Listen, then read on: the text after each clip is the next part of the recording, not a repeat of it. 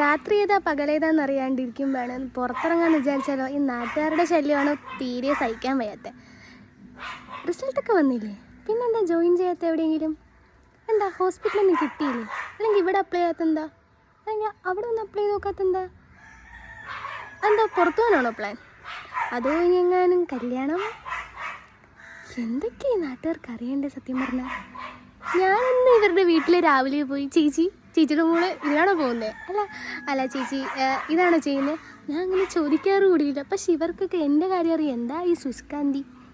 അങ്ങനെ ഇവരോടെങ്ങാനും തിരിച്ചെങ്ങാനും പറഞ്ഞാലുണ്ടല്ലോ, പിന്നെ നാളത്തെ അയൽക്കൂട്ടം ഗ്രൂപ്പിൽ ഞാനായിരിക്കും ചർച്ചാ വിഷയം. അറിഞ്ഞില്ലേ സുരേഷിൻ്റെ മോള്? അതന്നെ. അപ്പോൾ നിങ്ങൾ വിചാരിക്കും ഇവളെന്തിനാ ഇതൊക്കെ ഇവിടെ പറയേണ്ട ആവശ്യം? ഇതുപോലെ അനുഭവിക്കുന്ന കുറേ പേരെങ്കിലും കാണും.